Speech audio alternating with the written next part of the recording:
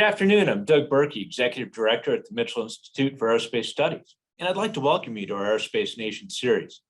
Today's topic cuts to one of the most important elements of national security, strategic deterrence. For years, we've all watched the debate surrounding this topic. It's been incredibly predictable. The arms control community and advocates of the nuclear triad, they exchange long-used talking points, and many of these go back to the Reagan administration. But let's face it, the world's changed a lot as the years have rolled on by. Public priorities, the security environment, technology have evolved significantly. So what we really wanted to do was understand where reality stands today on this issue and what we see in the op-ed columns and the political debates. Is that reality or is it somewhere else? And I'll be honest, we were really surprised at the results of this poll. It's been 3 decades since the American public has had to think seriously about strategic deterrence amidst the pressures of the Cold War. In the meantime, we fought 2 conflicts whose results were far from positive. And so we thought this might engender a healthy skepticism regarding the return on defense investment. But the results signify something really different. And so with that, I'd like to introduce you to our speakers. First and foremost is Matt George, partner and head of research at 7 Letter Insight. That's the organization that we partnered with to execute this poll. He's a long experienced expert with a deep background in qualitative and quantitative research methodologies. We've also got Major General Larry Stutstream and Mark Gunzinger of the Mitchell team to help discuss broader factors related to the findings of the poll. And then all of you know, they both have a very deep bench of experience in the defense arena. And just a proviso up front before I hand this over to Matt. Our fundamental goal here was to better understand public sentiment when it came to national security and strategic deterrence. Our approach in this from day one was to execute this research in as unbiased of a fashion as possible. And look, we're obviously proponents of triad modernization, but we also wanted accurate data, not propaganda. So what you're gonna see us present today is a study designed for accuracy, not an agenda. And from a focus perspective, you'll note that we highlighted the ground-based component of the triad in this work, given its relevance to the Air Force and the reality that it's one of the more contentious facets of the modernization effort. So bottom line, we wanted to better understand what people really think and move past the rhetoric. So with that, Matt, over to you. Hey, thanks so much, Doug. And thanks everyone for joining today. I really appreciate your time. I'm very excited to share the results of our survey with you. And I'm going to go ahead and share my screen. We've put together a short deck that goes over some of the key results from this survey. All right. So we are going to go through public opinion research results as it relates to national security and nuclear deterrence. As with any poll, I would highly recommend that you look at the demographics first. Try and understand exactly who it is that we're trying to talk to. Within our sample, we tried to mirror our 2020 election pool, right? To understand that's the most recent benchmark that we have for what the voting public looks like. And so that's what we use to mirror our sample.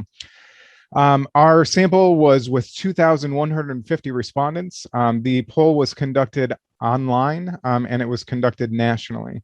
As I just mentioned, the voter sample methodology mirrors the 2020 voting records based on exit polling data and voter rolls, things that we've looked at, voting records.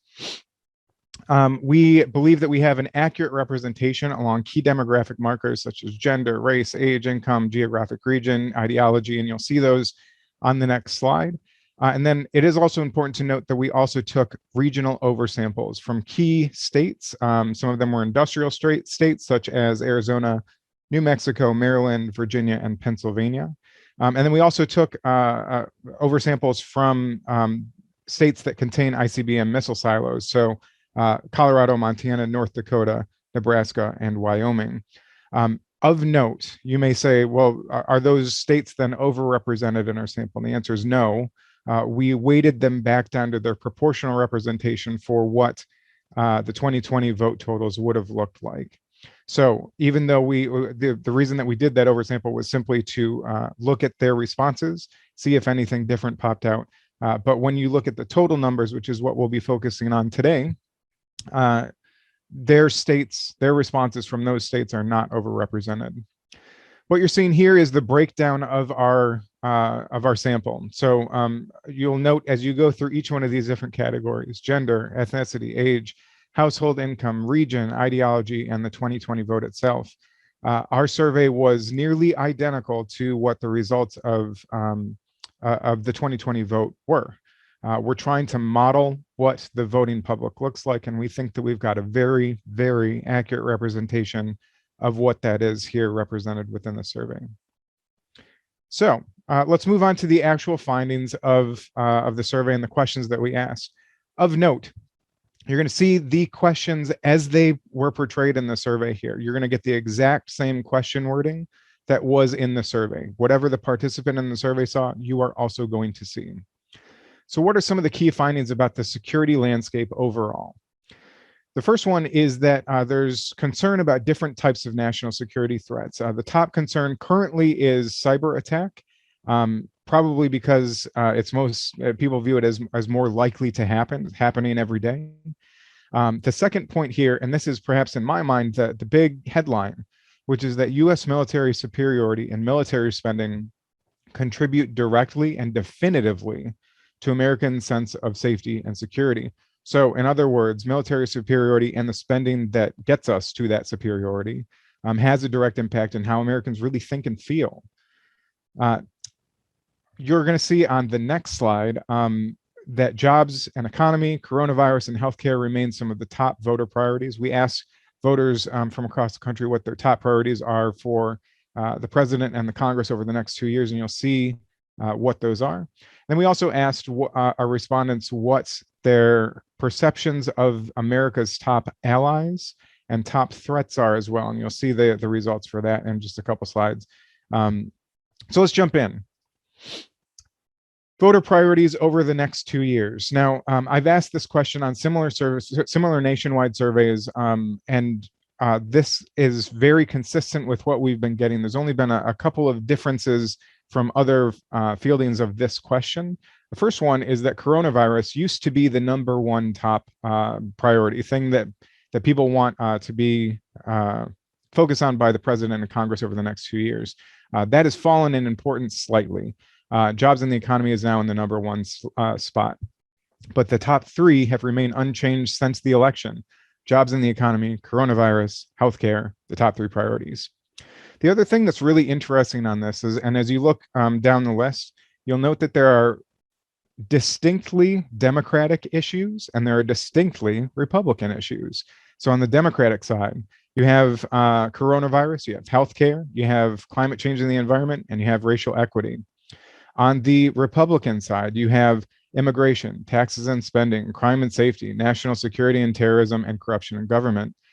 There are issues that seem to have fallen to one side of the ideological spectrum. There are a couple that bridge the gap. Jobs in the economy is one of them. Coronavirus is sort of one of them. And crime and safety, also one of them. Of note, national security and terrorism is about in the middle of the list. And over the last few months, we've seen this particular item raise a little bit in importance, going from a little bit further down on the list, raising up a couple spots. Another one that we've seen raise up a couple spots is climate change and the environment, also seems to be moving up the list as well. Now, I mentioned that we asked our participants who America's greatest ally is. And the top 3 are the top 3 by a significant margin. So it's the United Kingdom, Canada, and Israel. Of note, if you are a Republican, you are much more likely to say that Israel is one of our top allies than if you are a Democrat. And of note, if you are a Democrat, you're much more likely to say that France and Germany, 2 of the other European countries, are our ally than if you are a Republican voter. But United Kingdom and Canada top 2 by a significant margin there.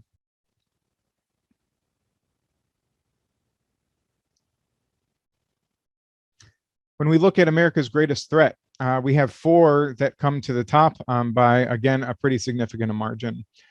Those are China, Russia, North Korea, and Iran. You have 3 and you could argue 3.5 nuclear powers there.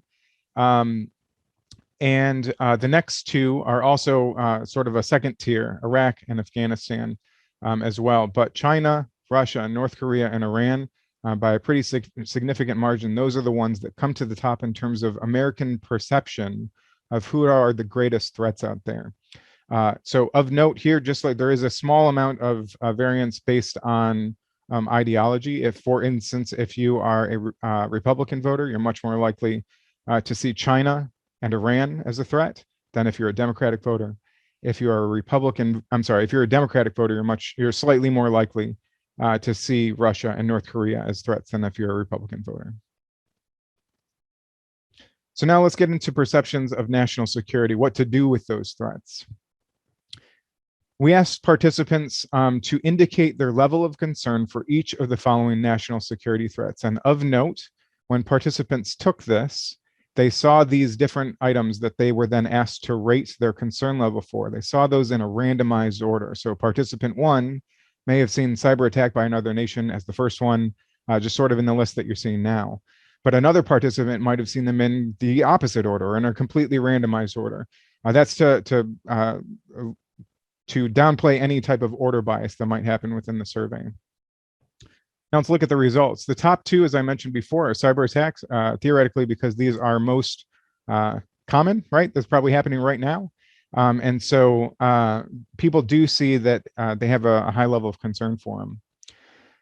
A couple of other things to note here. The first one is that acquiring nuclear weapons is much more of a concern than an attack by nuclear weapons, a nuclear attack by either a terrorist organization or another nation.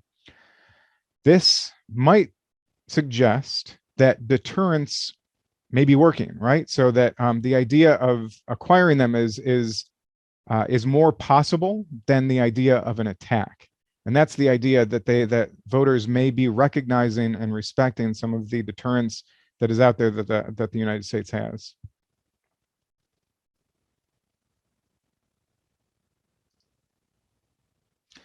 I also mentioned that this may be, in my mind, one of the headlines of the survey, which is that military superiority absolutely contributes to a sense of security.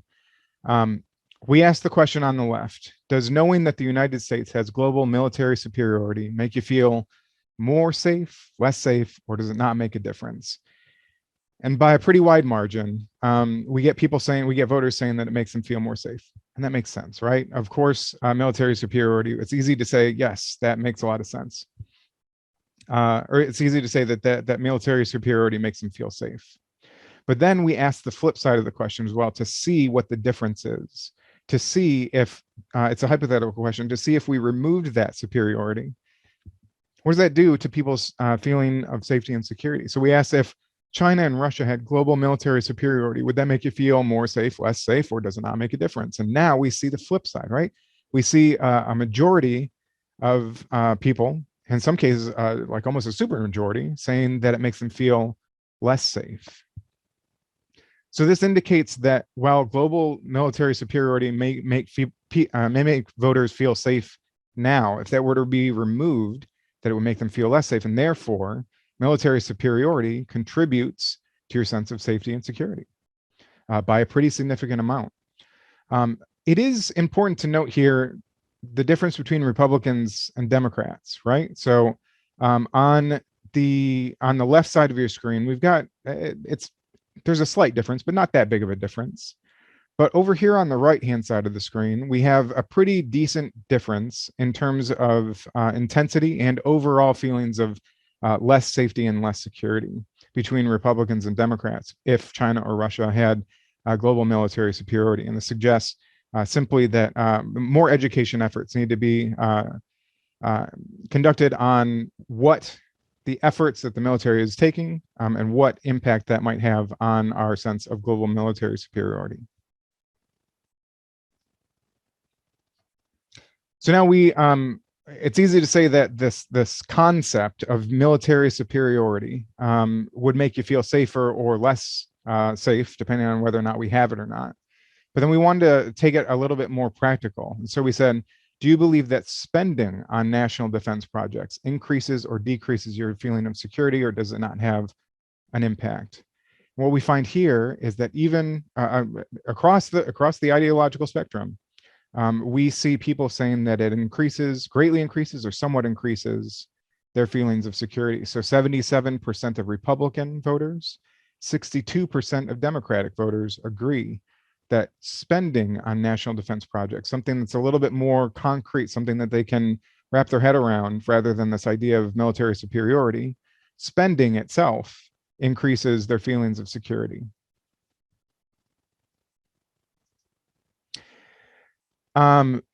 Let's move on to strategic nuclear deterrence, understanding voter sentiments about that deterrence. And there's three key findings here. First one is that Americans agree, and it's by a wide margin, that having a modern deterrent system is a critical priority for the Department of Defense. And then after being given a baseline context about current ICBM lifestyle and capabilities, voters prefer that those missiles be replaced with a modern system rather than being refurbished or phased out. Now, there's this phrase, after being given baseline context. We're asking voters to give us their feelings, their sentiments about nuclear deterrence, about ICBM, something that the average voter likely doesn't know that much about. And so what we did was we took care to give them information. And I want to be clear, the difference between information and an argument within some of these questions that we asked them to make a judgment call afterwards. Information is the facts. This is just simply describing the way things are. An argument takes that one step further. It says, this is the way things are, therefore, and then creates a conclusion out of that. We were very careful with, and Doug mentioned this at the outset, we were very careful to make sure that our questions were focused on information given. So that baseline context is all about providing just that information rather than an argument, and allowing voters to then make their own conclusions and answer the questions based on it. Most voters, the last one, most voters are supportive of either increasing or continuing current levels of spending on nuclear deterrence. This makes sense. As we'll see, people tie nuclear deterrence to feelings of safety and security, and they also tie it to, so if they're okay with military spending, making them feel more safe and secure, then makes sense that they would want to continue to increase those amounts. So let's look at the first slide in this section. 91% agree with this statement, and this is the statement as they saw it. America's nuclear deterrence capability is critical to our national safety and security. It should be one of the highest priorities of the Department of Defense. And we asked them, do you agree with that statement? Do you disagree with that statement? And across the board, across ideological spectrums, we have strong agreement with that. And in fact, we've got over half who strongly agree with that statement. So this, as Doug mentioned at the outset of this, right? It's been years since deterrence has been something that we've been talking about. Terrorism, cybersecurity have been sort of the focus of national security conversation. And so the fact that we still have 91% agreement with the statement suggests that voters really do have a respect for the deterrent value that the tools offer the United States. Modern deterrence is equally critical to national and global security. We wanted to see, in asking this question, if there was a difference between security here at home or security that deterrence provides globally. There's very little difference, right? So Americans understand this concept as both a value here at home, value abroad as well. Now, we asked this question, we gave them a discrete choice. So we said, which of these two statements comes closest to your opinion? There's a statement on the left, statement on the right. Statement on the left, which 81%, 8 in 10 agree with or chose of the two. The United States should have ground-based nuclear defense capabilities. And then we offered a little bit of context. Some say that without it, China and Russia could overtake America's military power. And then on the right side, we've got the other side of it. So the United States should not have ground-based nuclear defense capabilities. We kept these statements very, very simple for the reasons that I talked about before. This is not something that the average voter is asked about very often. So we wanted to make the statements very clear and concrete. But in this statement, we also offered the counter, right? So in each one of these, we're offering the counter, so the supporting information for it. So some say that it costs too much to maintain, and that there are other options to keep the US safe. With that contextual information, 8 in 10 still said that the United States should have ground-based nuclear defense capabilities. So therefore, security trumps cost for 8 and 10 voters in this case. Now, we asked a series of questions where we gave voters information.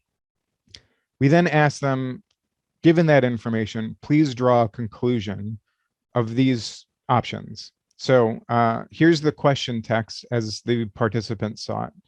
The current US ground-based intercontinental ballistic missiles, ICBMs, that are used for our ground-based nuclear response capabilities are all over 50 years old and require attention in order to function correctly.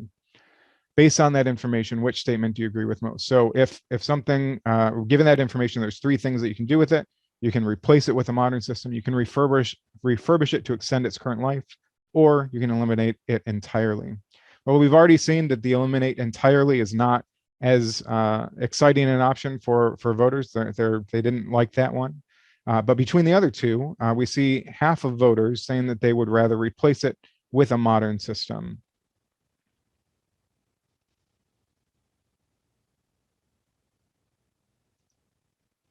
We gave a little bit more information. In this question, we said, over the last decade, China and Russia have made significant investments in their country's nuclear weapons capabilities. For example, we estimate that the majority of Russia and China's systems are compromised with modern technology. Therefore, what do you want to do? Well, with this information, now we have nearly 2/3 of voters saying that they would like to replace it with a modern system, replace current ICBMs with a modern system.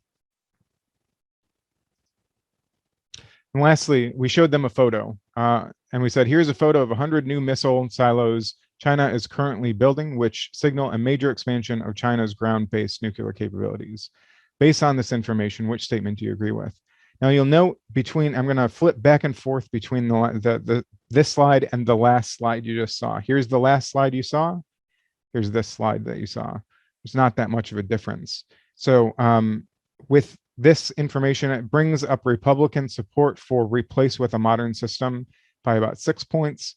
The total only rises by about 2 points, and the Democratic support for replacing with a modern system stays roughly the same.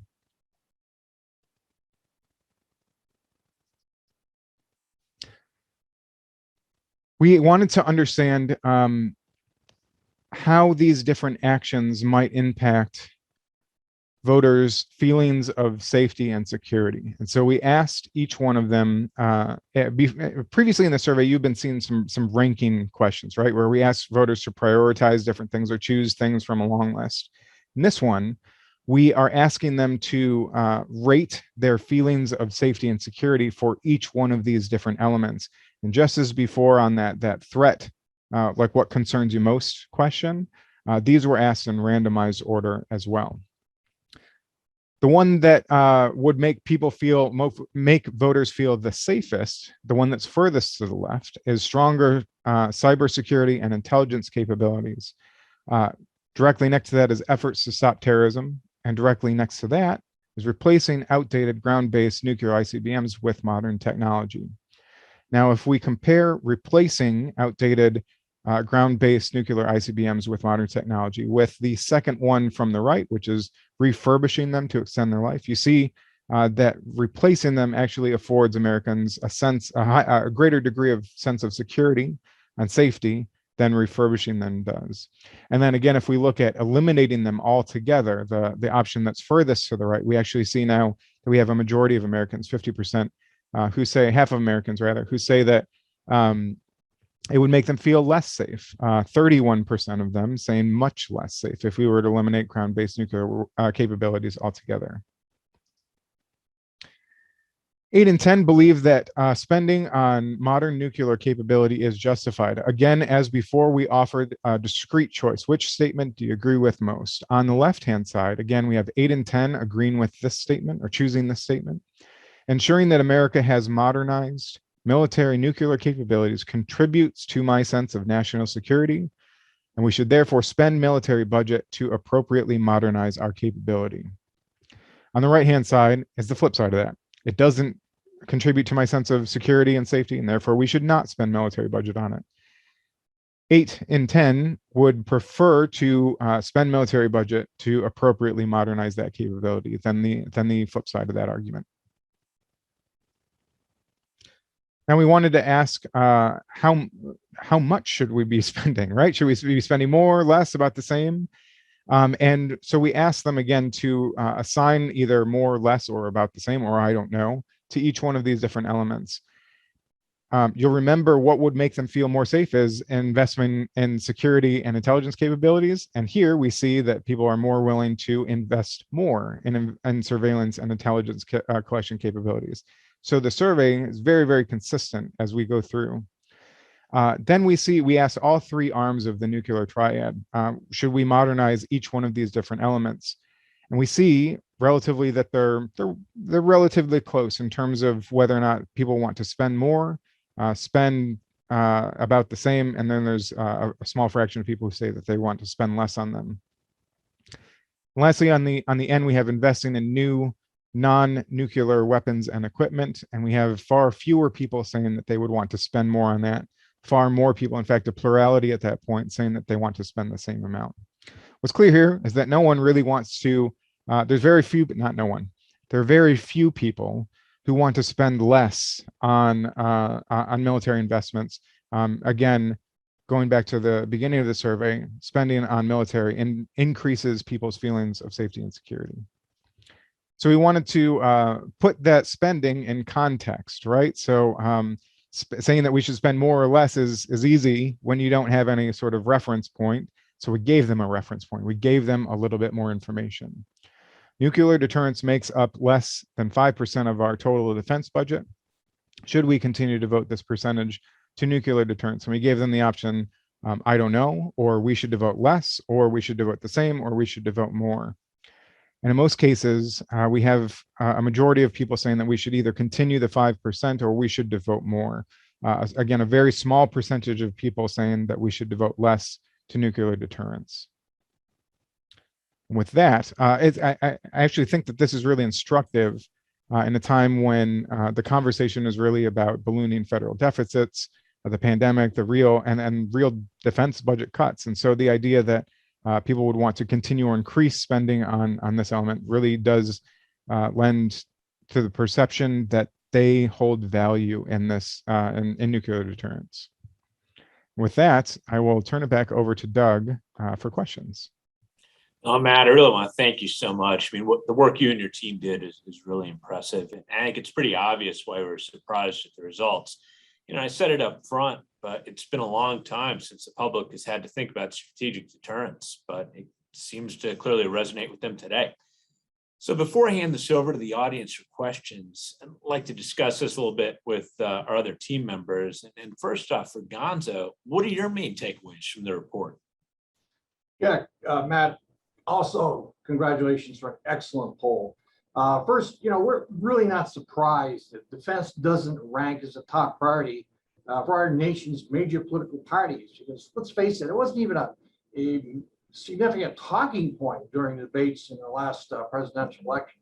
But more broadly speaking, this poll suggests there is a broad level of support in our nation for investing in defense, despite what has happened over the past decade in Iraq and Afghanistan. Plus, the top threats in this poll, or what keeps Americans up at night, as the poll posed it, reflect direct threats to the U.S. homeland, cyber attacks, which are happening every day, and nuclear attacks by a terrorist group or rogue state, which could be characterized as an existential threat.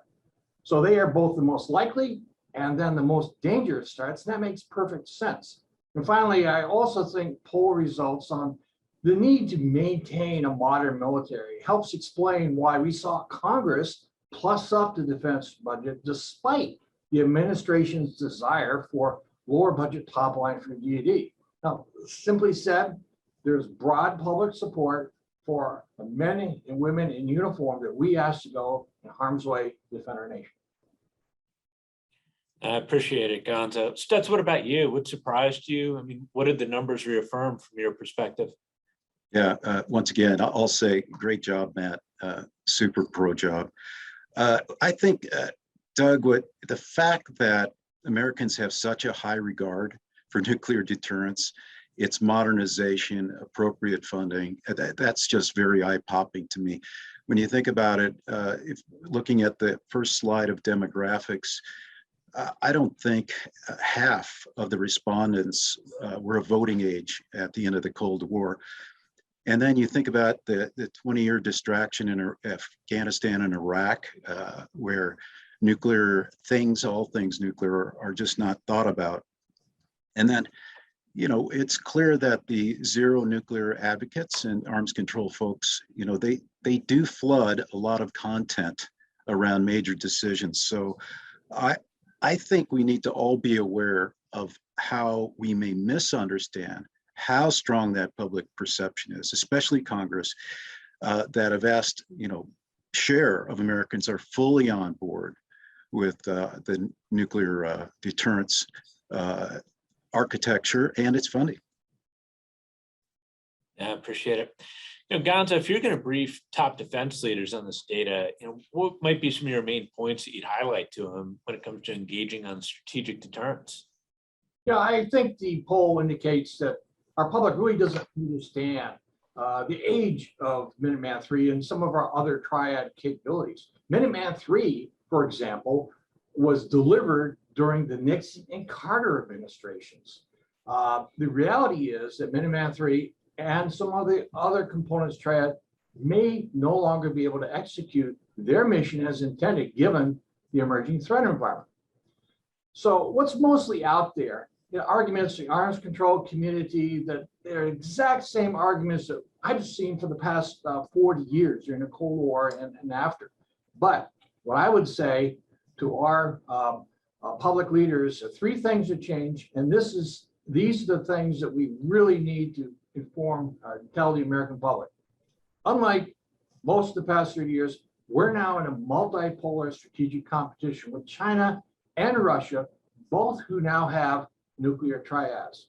Second, China is building hundreds of new Icbm silos and a new bomber and nuclear cruise missiles because they're really in a nuclear breakout, which is not consistent with their no first use limited deterrence declaratory policy. Finally, DoD cannot further defer replacing triad capabilities that were designed and became operational 30 to 50 years ago, some of which have exceeded their planned design lives at this point.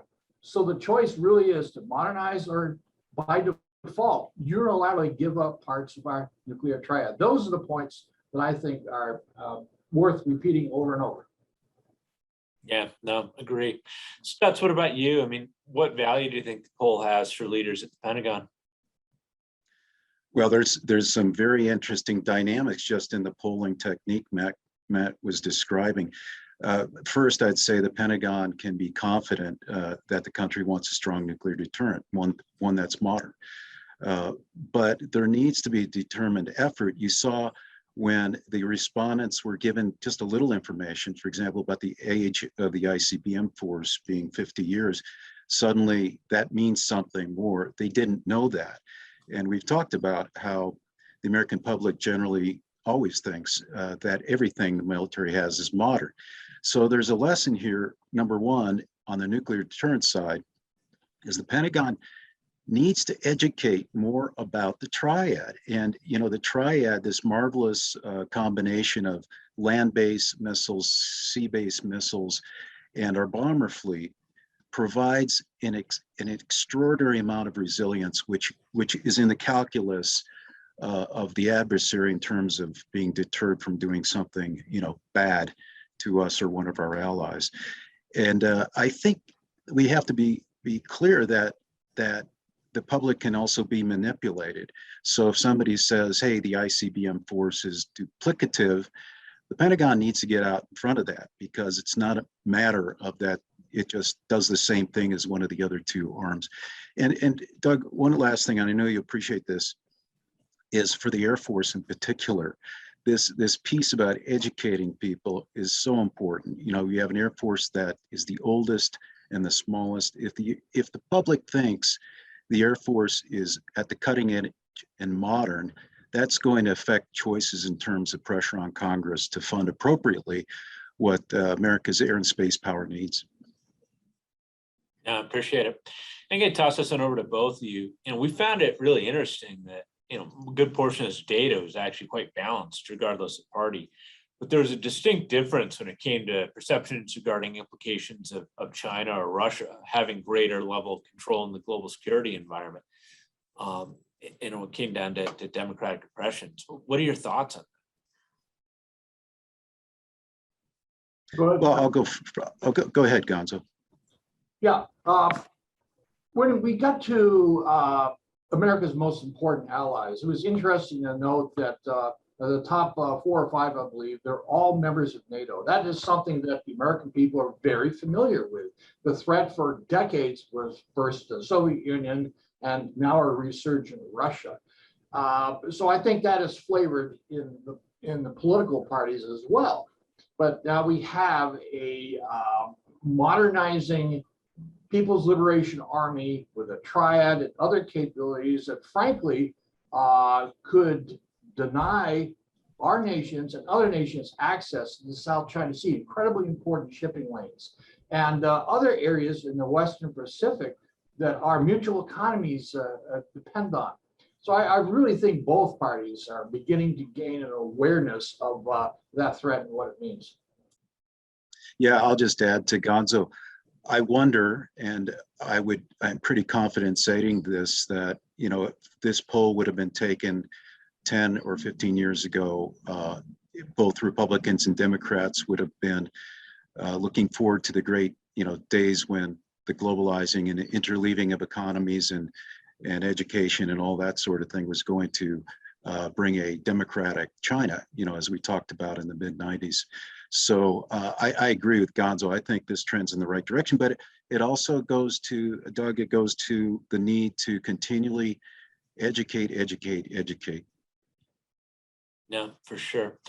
Again, I'm going to toss this to both of you. Polls are obviously useful for taking the temperature of where the public stands on given issues. Do you have a couple of thoughts on how future polls could expand on this or add to new results for what we saw today? Yeah, I'll start. First of all, I wish we could do an unlimited poll. There are so many things we've talked about since we've seen these results, especially the way that Matt conducted this to understand the objectivity and the confidence we can have in these results.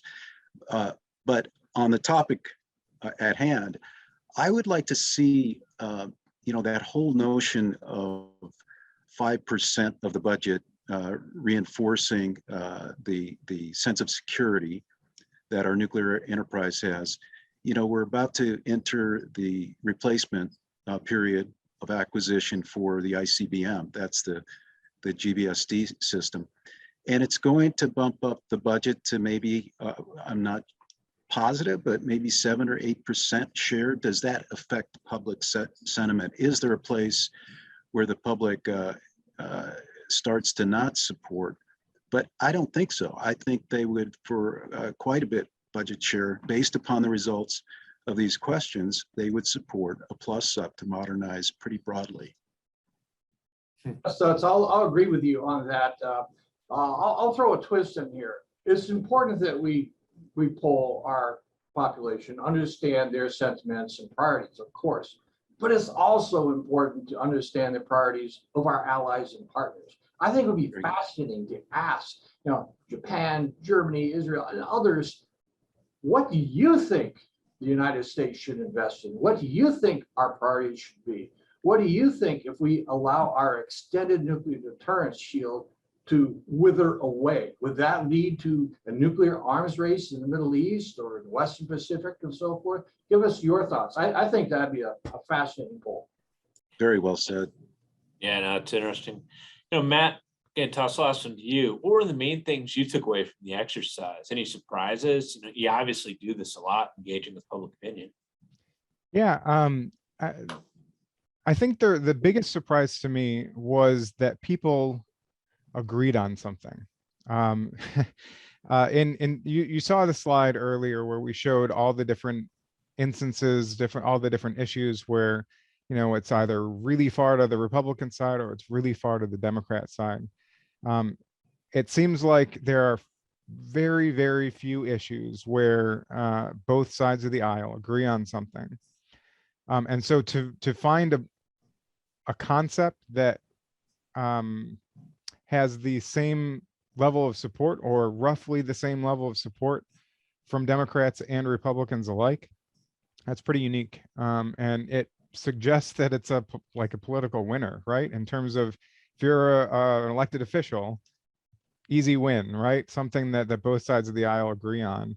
That does not happen very much.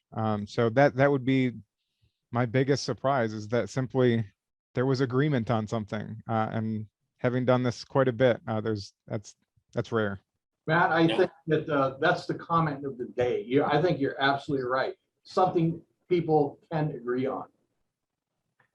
No, for sure. It is really interesting. And again, like I said, we were surprised by it, and yet the data is what it is. So it's really interesting.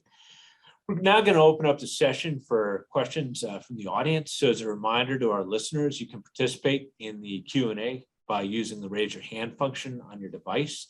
When I call on you, please unmute your mic and state your name and affiliation for our guests before asking your question. And you can also submit a question in writing using the Q&A function. And at that point, I'll just read out your question out loud. So first off here, we've got a question about independent voters. We had Republicans and Democrats here, but Matt, what's your opinion? If we had included a category that was really focused on independence, would that have changed the data? What's your experience with that? So the experience with that is that this is going to be an easy answer, but please don't take it as such. Every time that we include independents, they fall roughly in between the two in terms of their support levels. It's very infrequent that we see independents as an outlier. The question is, do they fall closer to the Republicans or do they fall closer to the Democrats? And there we can see where public opinion might swing on a particular issue. In this case, the difference between Republican and Democrat was not that big to begin with. And so you can imagine the independents falling right in between. But when we've got such broad agreement across most of these different questions that we asked, I felt that it would be almost confusing and complicating to include them. But if you want to imagine them right in between the two. No, that's interesting. We've got another question here, and this is, we actually chatted about this yesterday in preparation for this, but it's, did the respondents have an understanding of how much the nuclear ICBM replacement would cost, and did that affect their response? And Matt, over to you on kind of setting the context of how you set this up. So the answer is no. We did not put a dollar amount to it. The only information that we gave them was that nuclear deterrence as a thing costs about 5% of the defense budget, and there's a reason for that. These are very, very difficult, complicated issues that we were asking public opinion about, and so we needed to make it as simple as possible for people to understand this. If we put a billion number, if we put a million number, people can't conceptualize that. It's not something that they can make a judgment call on. And so what we tried to do was to make it simple by offering simply that percentage number to give them some context and with which to make a decision. But the answer is no, we did not give them exact amounts. We did not give them what the real terms number would be for what the cost would be. Now, let me add that in terms of the defense budget, since the end of the Cold War, we've been spending an average somewhere between 2.5% to 3% of our defense budget, not GDP, just the defense budget on our nuclear forces, which is far, far, far below what we've ever done in history of the Department of Defense spent on it. So now, yeah, there's going to be some increase. The poll said 5%. In the future, it could inch up to 7 to 8% and then come back down after we buy the new capabilities. So I think percentage was a good way of doing it. Yep. Got another question here, and that's referring to chart 21, that investment in conventional weapons is about half is preferred to cyber intel and strategic deterrence, amongst those polled. And yet oftentimes commanders say that the conventional options are more flexible for escalation control, but that the commanders really lack capacity in that regard. And so the person is asking, is this an issue? And do we have thoughts and observations on this? I'll kick this one off. Yeah, the fact that we've got the oldest, smallest Air Force in history is a catastrophic situation because no other element of joint power projection is possible without control of the air domain and the effects we achieve through the air domain. Space Force, again, is the exact same and yet underfunded tremendously. So I think that we've been living in a zone where we've been able to get by for 30 years, and it is masking the risk that we currently have. A nation that has 20 B-2 stealth bombers as its entire stealth long-range strike fleet, that's a pretty catastrophic state. The fact that 20% of our fighters are just 5th gen and the rest are really Nixon era designs is not a good thing. So that's my soapbox. I'll just offer that it makes absolute sense that Intel comes out close to the top. We need to understand, to be able to detect in advance, as far in advance as possible, emerging threats to our nation, be it cyber, be it nuclear, be it conventional, be it irregular warfare for that matter. No surprise there.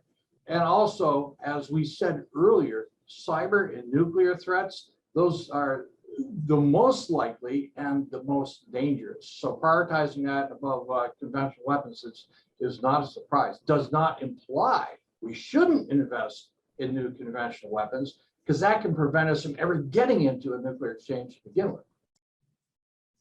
Yeah, I'll jump in too. I have to go back to what Doug said or the question said about escalation control. My gosh, if we don't get serious about a Department of Defense that is prepared to deter conventionally the Chinese, we will quickly move to either a surrender, where what China does is a fait accompli. There's nothing we can do about it, or we quickly escalate to a nuclear exchange of some type, and we just can't go there. That's a weakness while we're weak. And of course, I'll double bang that nail, Doug. Especially in the Pacific, it's all about air power and space power making that difference. Yeah, and I think the other thing, guys, is that this is an ecosystem, and that it's a classic line. People say, "Well, you've never used the triad; you use it every day." Obviously, it's a point deterrence, and you need to have a balanced set of capabilities between the conventional elements, newer elements like space and cyber, as well as nuclear strategic deterrence. And it's not a matter of either or, it's a matter of a balance. So it's all in a pretty rough state right now, and we'll see how it goes. Question here kind of relates to it, and I don't want to take this in a political vector at all, but the questioner is asking if we were surprised that the budget request that came over this year didn't have more cuts in it. And I would just say, off the top of my head, looking at public support for defense, far more bipartisan than I guessed. I'd say it reflects what we saw, and certainly the plus-ups on the Hill. Yeah, good point, Doug. Yeah, I agree, Doug. Political rhetoric aside, which of course occurs during any election, the fact of the matter is, I do think there's a broad understanding that our military writ large is aging out because we've neglected modernization for 30 years, as you said. Yeah. And I'd go one step further, Gonzo, is that once again, that the Department of Defense and the Air Force, with respect to the Icbm force and the Nuclear Command and Control System, which is so important to modernize, they shouldn't be bashful about this. And in particular, the Department of the Air Force can be confident it could ask for more resources and it would have the support of the public. Yeah. Matt, we've got a question here for you. Did your study involve informing the public that U.S. nuclear deterrent capability provides an umbrella of extended deterrence to mutual defense treaty allies such as Japan, Republic of Korea? And if it did, how did that shape responses? We did not. That is a bit of information that we did not include within the confines of the poll. again, we wanted to keep this as it was an incredible challenge to keep such a complicated issue in the realm of questions that the public can answer. And so tying it to the impact for national security, we didn't go into detail on what that might be. We did ask a question, and I'm pulling it up here, see if I can find it, but we did ask a question about whether or not it's important for global security that US has modern nuclear deterrence capabilities. And there we saw that 74% of total, that includes 83% of Republicans, and 69% of Democrats said that it's very important to global security. When you add in somewhat important to that, it's in the 90s for across the board, 90% saying that it's important. So I do think that people recognize the role that the US plays in global security because of our deterrence capabilities. I think also inherent in that perception is the thought, as some of my colleagues have said, that the capability is currently modern, right? So that there's that misperception there. And so it begs the question of, like, do we need to inform the public a little bit more about the current state of the ICBMs? Got another question here, and it's focusing on the national defense strategy language, which is focusing more on strategic competition with Russia and China, and how that might impact public perceptions about the need for strategic nuclear deterrence, and whether we would have seen similar results before the NDS really did refocus us in this lane, which we hadn't seen for many years previously. I'll open it up to everybody on that one. Yeah, I come back to the the observation that still the public sentiment is so strong.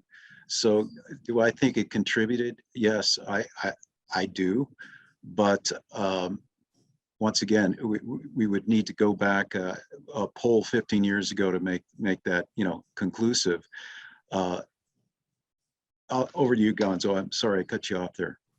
No, I cut you off. I do think it had some impact, but I think the greater impact would be come from reporting on the death of democracy in Hong Kong, continued suppression of the Uyghurs in Western China, the encroachment and near occupation of the South China Sea by China, their rapid military modernization, the statements that they will prevail and become the international order. That, I believe, has really set the tone and awakened a lot of Americans to what's really going on. Yeah. Got a question here. Obviously, Stutz and Gonzo, in your past jobs in uniform and senior positions, as well as what you do today, you're with a lot of, you're around the table in a lot of conversations. Do you think that these public optics shape how leaders consider these issues, or do the strategic arguments just kind of hold the water and level us out over the long haul? Well, I think that such strong public sentiment is a factor. You can say that presidential administrations, whether Democrat or Republican, are somehow so dogmatically wedded to their positions that they will be thrown out of the White House if they'll push them hard enough that they're willing to be thrown out of the White House. Let's get reality here. It's politics, and to have power, you have to respect the will and opinions and desires of the people, and that's influenced in a number of ways. Some we can control, some we cannot. So I think the basis of the power of this survey and what we now know about American opinion about strategic nuclear deterrence is a factor in decisions going forward for the politicians. All set. Okay. Any saved rounds from anybody? I'll just return to Matt for a moment. This is probably, I've seen a lot of polls, both when I was in government and out, and this was one of the more open, honest ones that I've seen on this issue. So again, kudos to you very much. So. Thank you And very much. I want appreciate to, it. you bet, man. I also want to say I learned a lot about how polling can influence the outcome of questions. And I also just really praise the fact that you got us to such an objective result. And that means a lot. We have got a baseline we can have confidence in. Thanks. I appreciate that. Any poll is a tool in understanding public opinion. And the measure of the usefulness of that tool should be how accurate it is. And so I firmly believe that if you can model the population in the right way, and if you can ask questions in an unbiased way, you get a better read on what public sentiment is, and that allows you to make decisions, draw conclusions, so on and so forth. So that was the goal within this poll. Absolutely, I appreciate that. Good deal. Well, thanks, everybody. We've come to the end of this Aerospace Nation event. So big thanks again to Matt and the 7-letter team. And you can find these research results on our website. And so to you, our audience, from all of us here at the Mitchell Institute, it was great having you here today. And thanks so much. Take care.